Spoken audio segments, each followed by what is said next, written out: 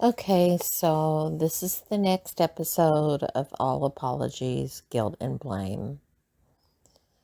It's the third podcast that I've done. It's also the third book in my series, Life Beyond Silence.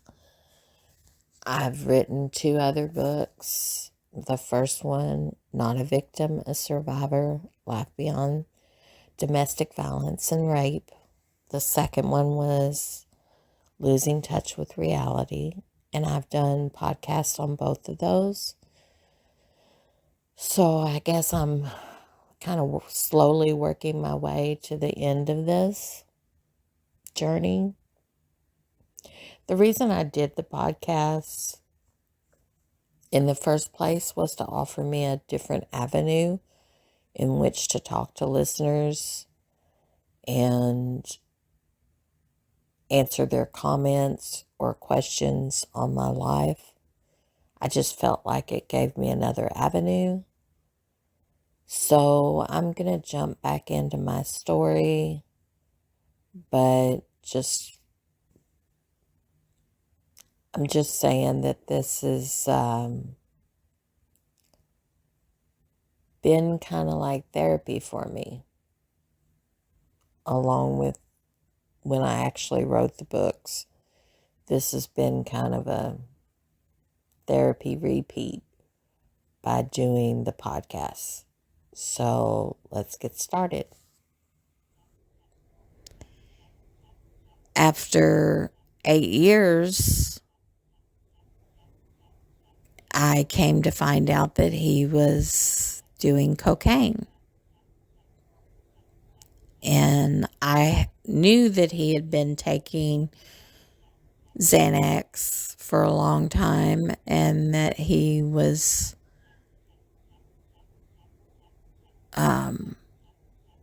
not a drinker, but a drinker. He would drink sometimes, but I wouldn't call him an alcoholic.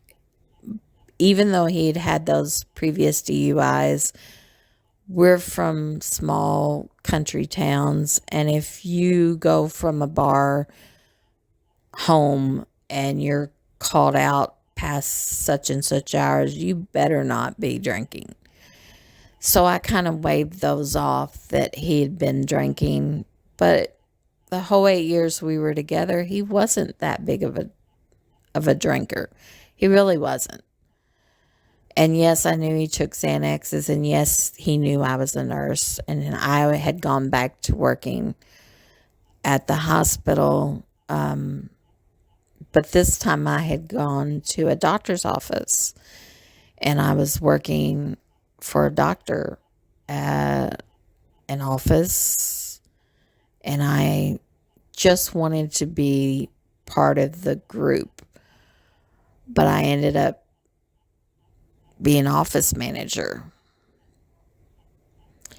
And I mean, it was a good job for a small town. I made good money. I worked for a surgeon, a physician, surgeon. And for the most part, I enjoyed it. We had pretty quiet office. It was just him, so he would fluctuate his days, and a lot of time was spent in the office alone, just me, taking care of business, doing all the bookkeeping, doing all the appointments, doing all the claims, all the paperwork, all the health records. I was it. I was everything. Because they didn't see any need of having extra help if I could do it. We tried to get extra help, but there would be periods I worked for him for, oh, let me think. I worked for him for, well, since from 2006 to 2014, which is 8 years. And for the most part, I enjoyed it. We did have office help when we could get one, but then something would not work out and they would leave, and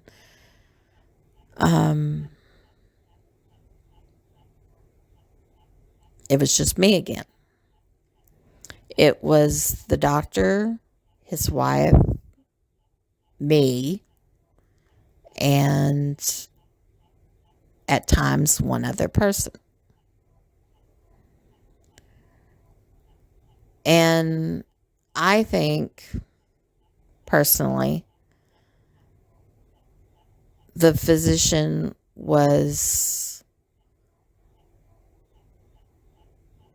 he was a good doctor. I'm not saying he wasn't. But I think he had a lot of issues. One being that he was money hungry. According to the bookwork and what his wife had told me, they were millionaires and he had made really good money for years and knew how to work the system. But in his older years, which is where I came into the picture, he had backed off of surgery and was just finishing out his life. Plus, he did the stock market, and their house was paid for. Both of their homes were paid for, and they were just biding their time until he would retire.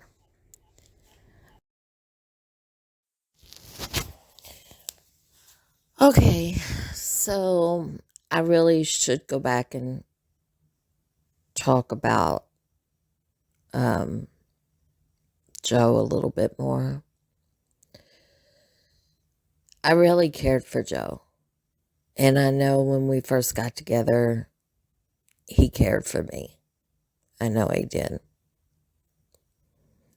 But Joe had more issues than I at first knew.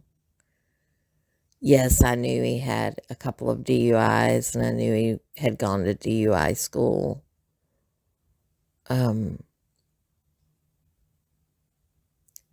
Which is all about stopping drinking and driving. And I knew he was on prescription Xanax. But when I mentioned that I later on in our time together found out that he was doing cocaine, yeah, that was the end all of us, because I didn't want that. And he knew that from the get-go, because we had talked about our lives and what we had been through. And he knew I didn't want someone that was doing drugs like that. I just didn't. You know, I could look the other way maybe with Xanax because it was a prescription and he'd been on it for a long time, but no, I did not want that. And so after us moving to a 2-bedroom, we eventually moved into a rental home that was a 2-bedroom also, but it had a complete full upstairs and was a really nice home. It had a great backyard, and my dog at the time, Pepper, bless his heart, he loved that house. And so did we.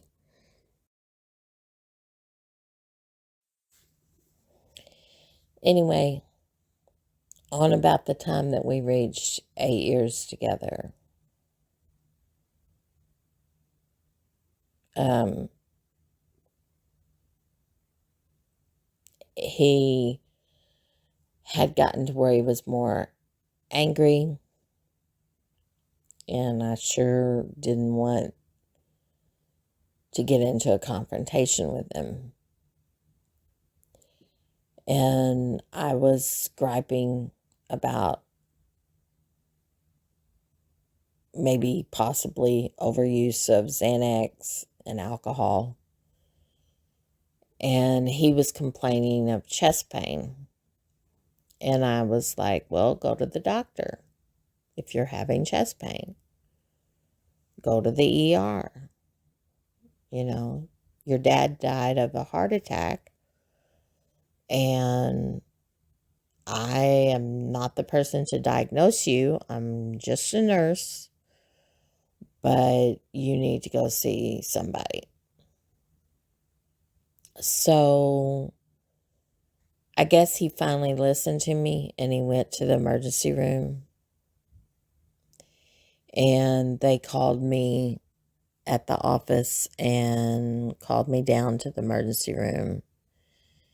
And I went down there and I thought, okay, he's having a heart attack. And I went down there and I went into the room and I said, what's going on? And he goes, well, first of all, he was mad. And I was like, what are you mad about?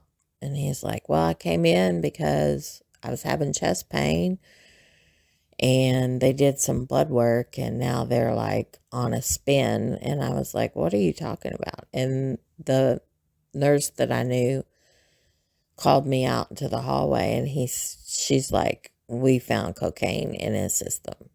And your guess is as good as mine, but I would say that's where his chest pain's coming from.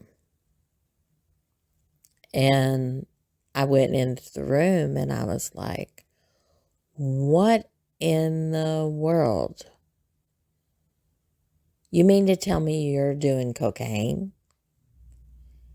And I said, and then you don't know where your chest pain is coming from? I said, that's why you're having chest pain. And if you told me you'd been doing cocaine, I would have said that. And he was getting his clothes on and he was like, I'm leaving. I'm going home. I said, so am I. I'm going home and you're not coming home. I said, you need to call your mom and have her come get you and get your shit. I said, because I'm not doing this. You know that. And he said, no, I know. He said, I shouldn't have even come up here. And I said, yeah, you shouldn't. I said, this is my hospital, the one I work at, and you came up here and they tested you and you've been doing cocaine. And what the hell were you thinking? And I don't know. I guess first of all, I left, I went home. His mom went to get him, and then his mom brought him to the house to get his stuff. And it wasn't like a big confrontation. He knew how I felt about drug addiction. He knew I guess he was a real pain. And he said, or he later told me that he left my house and went with his mom to Paducah, Kentucky, and went there because of chest pain. And evidently they did find out that he was having a heart attack. So they did surgery on him. and put a stent. And I was like, when he was telling me, and this was a few days later, I said, see, what in the world were you thinking of doing drugs? You did have a blockage growing, and then doing cocaine definitely could have killed you. And he's like, I know.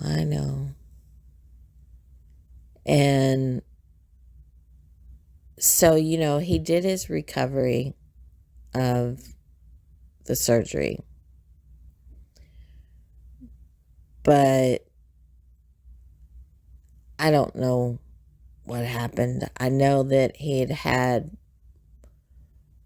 MRSA, which is a infection. It's a resistant infection. And I don't know where he exactly got that, whether it was from the hospital I worked at, or whether it was from Paducah, or whether it was from something that he got somewhere else. But he had an infection. Then with his surgery, but I didn't know that.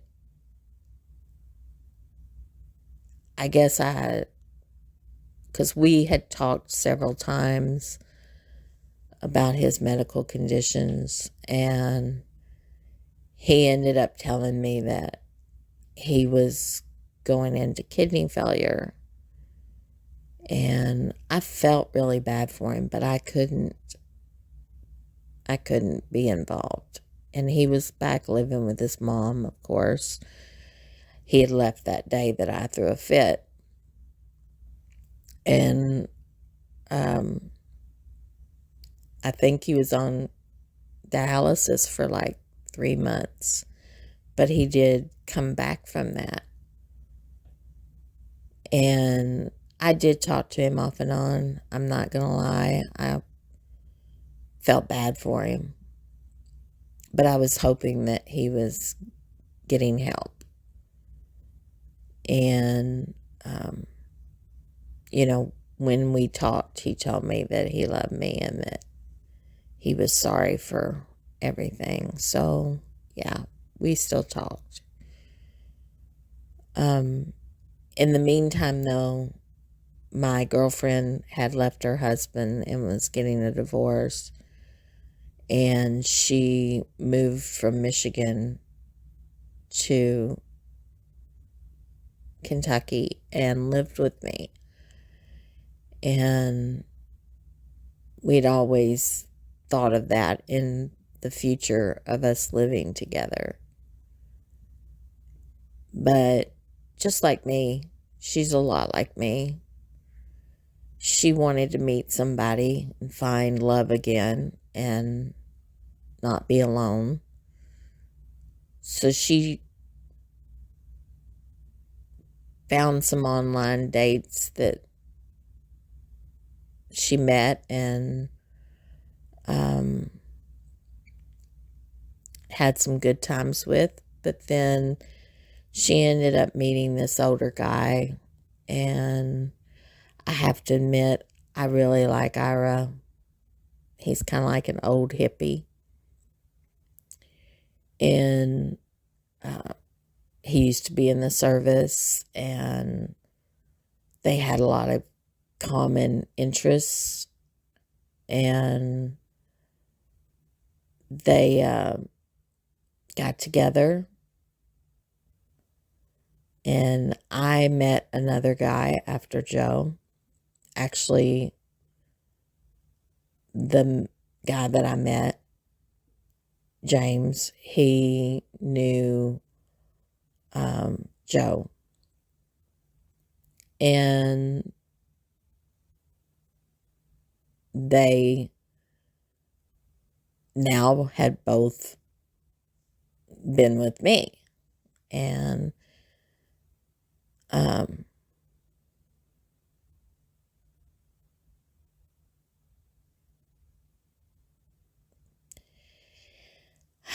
I really don't know what to say about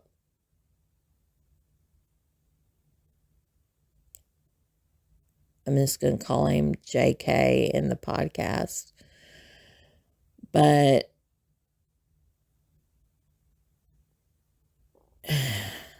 to be honest, when me and JK first got together, I thought he was just a normal country boy that had grown up in the same area as we all lived. He had 2 daughters, and they were with him a lot. His ex and him had split, and he had told me the story, and he worked at Subway, which is, of course, in my opinion, it's a decent job, but I just kind of wondered why he didn't have, I guess, for lack of better words, why he didn't have motivation to do something other than that. Evidently, he had known Joe through a printing company that they had both worked at. And I guess I just wondered why he wasn't still at a printing company or some other factory kind of thing where you could make better money. But he explained that the Subway thing worked out better for taking care of his kids. And his ex-wife had had bipolar issues. And he's, like I said, he seemed like a pretty decent enough country boy. And the thing about it is when you're in a relationship and you learn the ins and outs of their lives, just like Joe, and your life, and what interests you all have, and you see if it's going to work,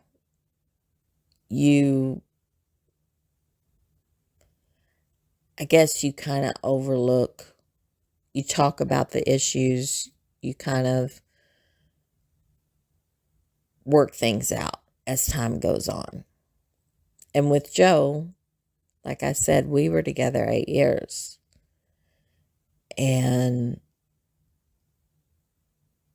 I'm not going to say we didn't have some issues, because at the very end we had the biggest one of all, finding out that he had been doing cocaine, and I was like, no, this is not going to work for me. And he knew that. So he knew it was time to go. But we'd had 8 years. And it was one of my longest relationships. And I had had a lot of help from him. We'd had a lot of good times and some bad. But when I met JK, he filled that void that I had in my life. But I wanted desperately for him to have initiative, to have goals, to have a better sense of purpose.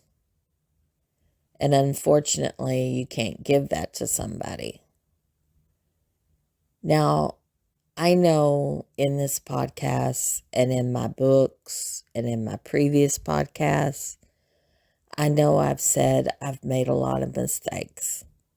I've made tons of them. And um and by the way, I'm going to stop talking about JK right here for right now because I know my podcasts get a little long, and that's a whole story in itself, so I'll come back to that. But by the time I did meet Joe,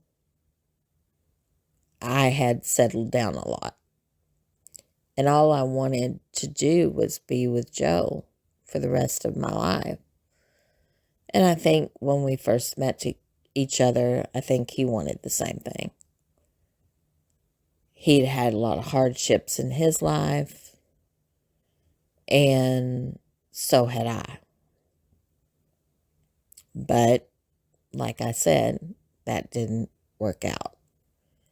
After 8 years, I found out he was doing cocaine, and that was it for me. That was probably the one red flag that I said, nope, that's it. Not going further in this situation. And I guess I grew up a lot, you know. Thinking back now, I guess that was my turning point. Because I had been with Joe 8 years, and when I found out that, I did stand my ground and say, nope, I'm not doing this. I've got a good job. I'm working at the doctor's office. We've got a decent rental that we have that I can pay for. Yeah, it's not going to be fun paying for it all on my own, but I can do this. And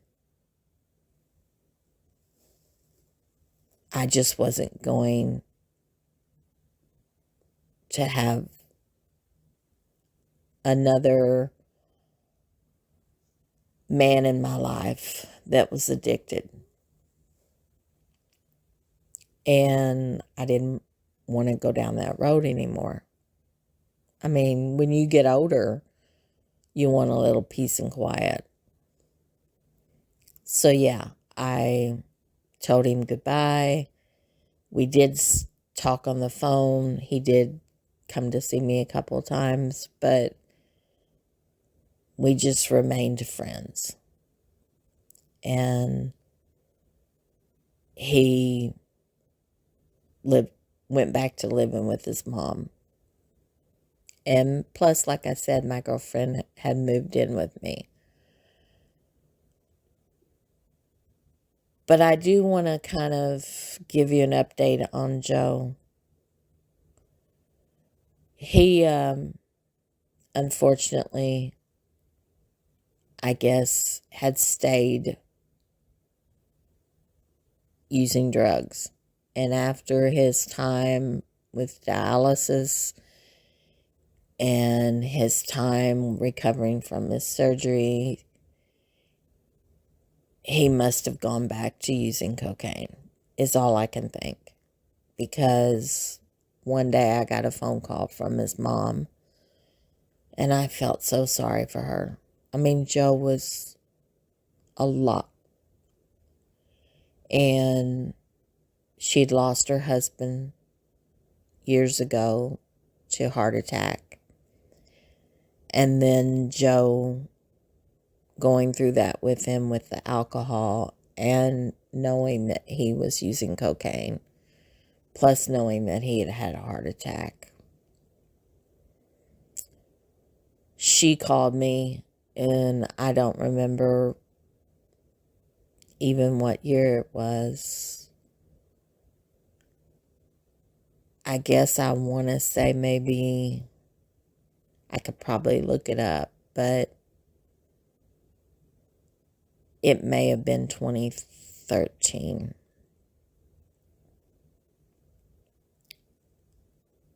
But she called me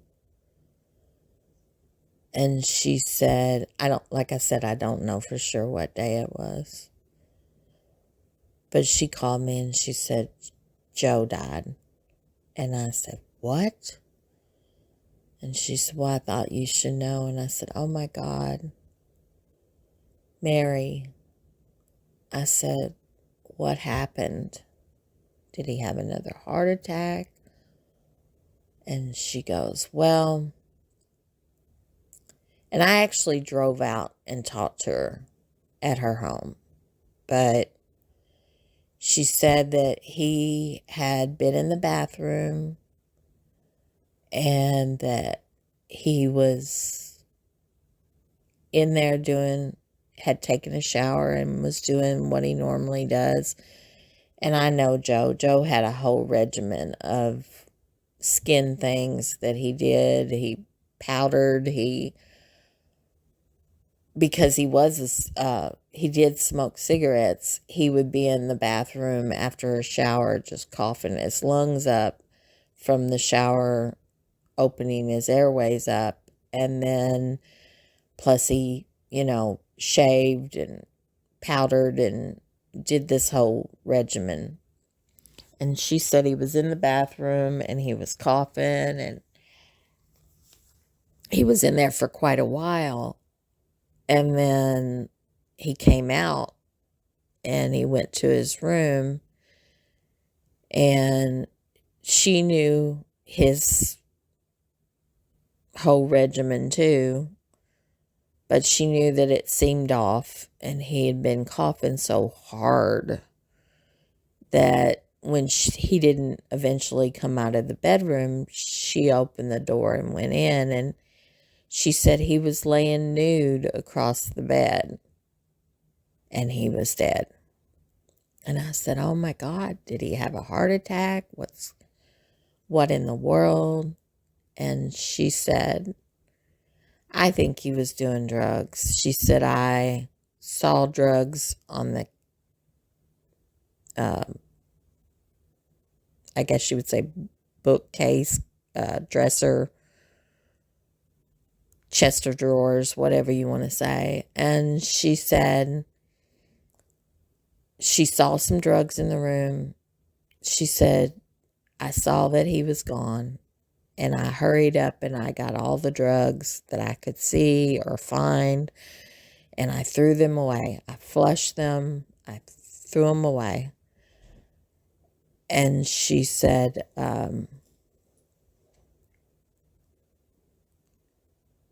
that she didn't want the police finding him. So she hurried up and did that and then called the police. But she didn't want him to be found that way. And I said, I'm sorry, Mary. And she said, no, it's okay. I mean, that's all I could think to do because he was already gone. And she said, I didn't want him to be found that way. So I felt really horrible for her for that. She's like an 80-year-old woman struggling to get all the drugs and everything out of his room. And all I could think of is maybe he did the drugs and then took the shower and then had another heart attack. Or maybe he took the shower and did the drugs in the bathroom and had the heart attack and knew he was not able to do anything for himself and had laid across the bed and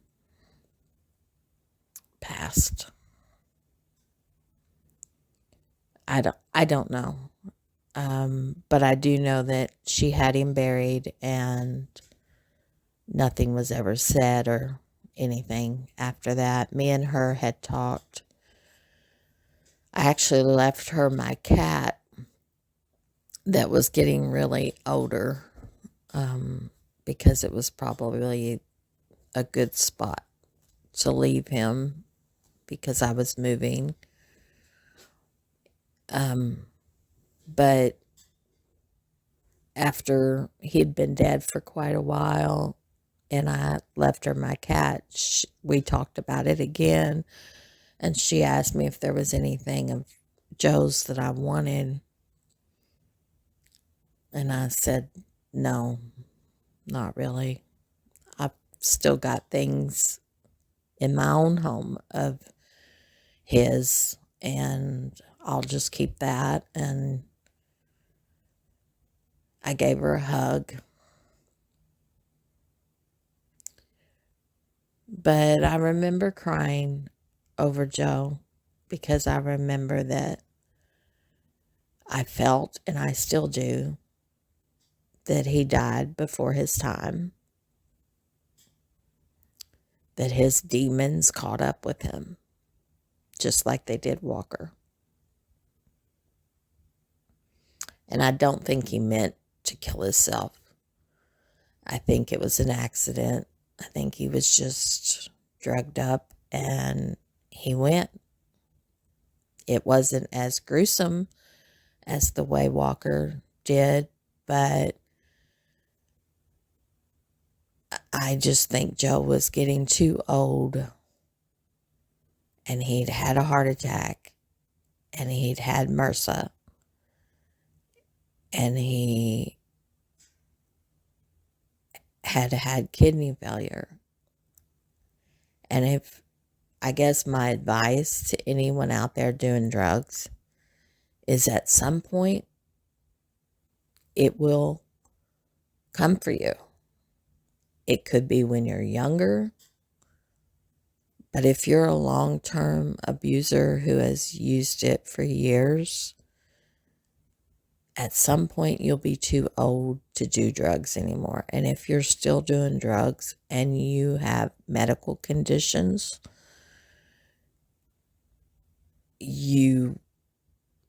let's just say the drugs will catch up with you.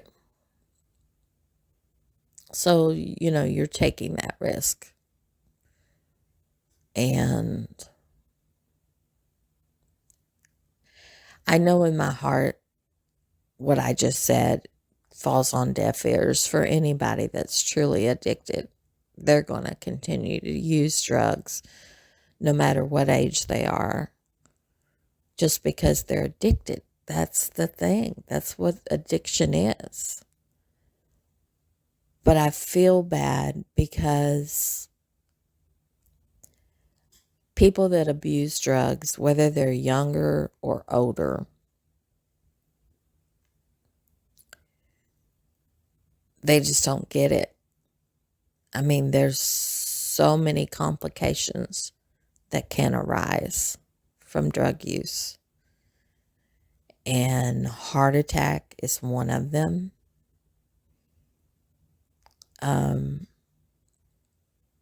Alcohol will take a huge amount of years off your life and will eat you up from the inside out. It destroys your liver. It destroys your kidneys. It destroys your heart. Alcohol destroys everything, your brain cells, along with all kinds of other drugs. But drug abuse is horrible, and it takes a toll on everyone, including your family and those you love. Okay, so basically that's my, I don't know, public announcement. It's funny.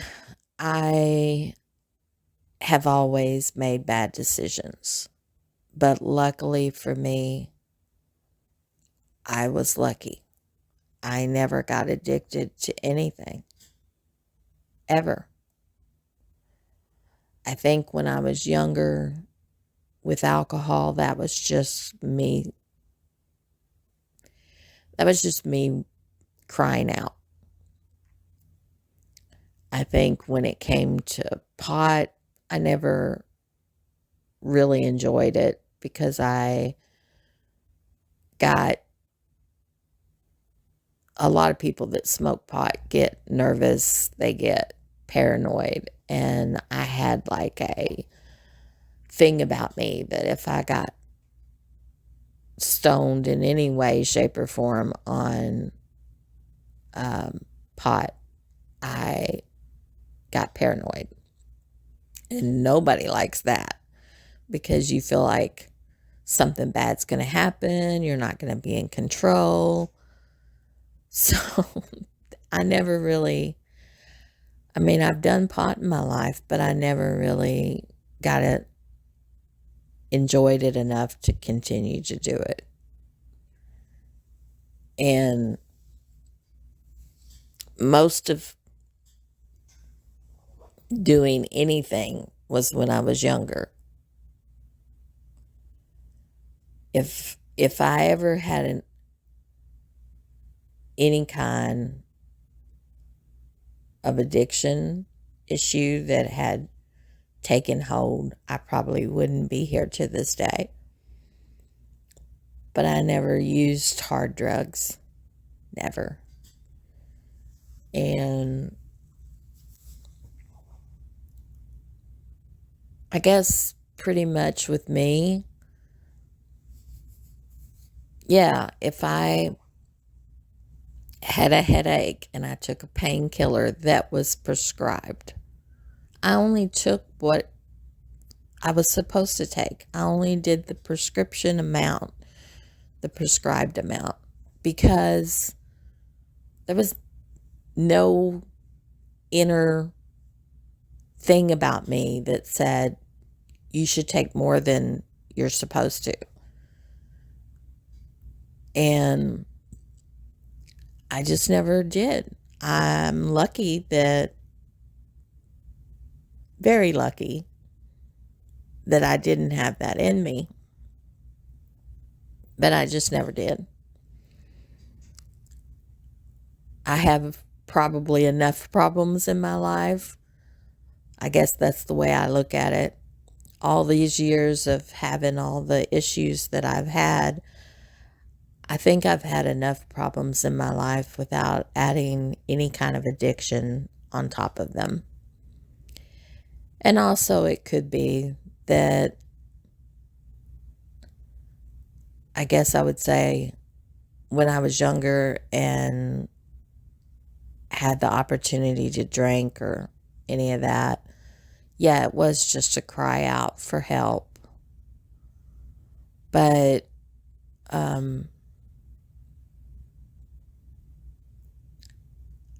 I just hated it. I hated seeing it in other people that I was around.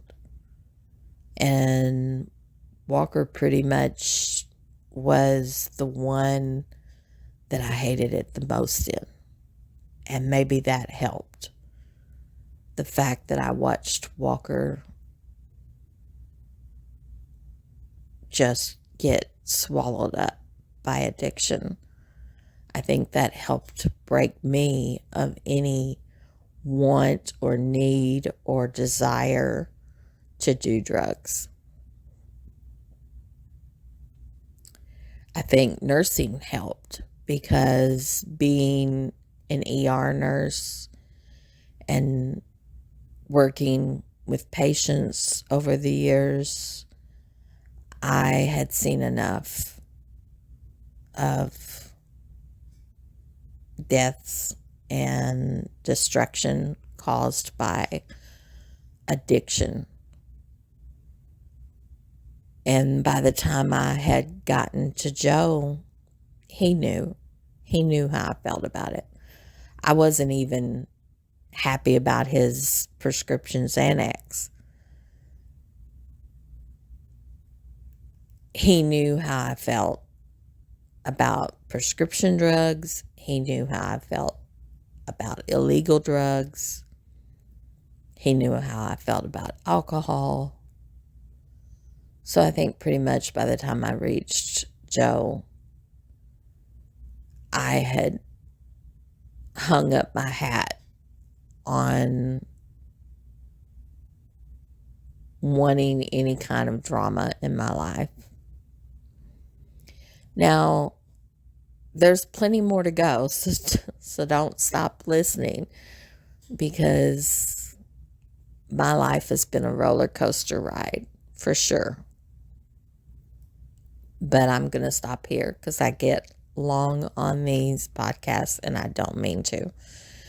So bear with me. Keep listening. And thank you for listening to All Apologies. Goodbye.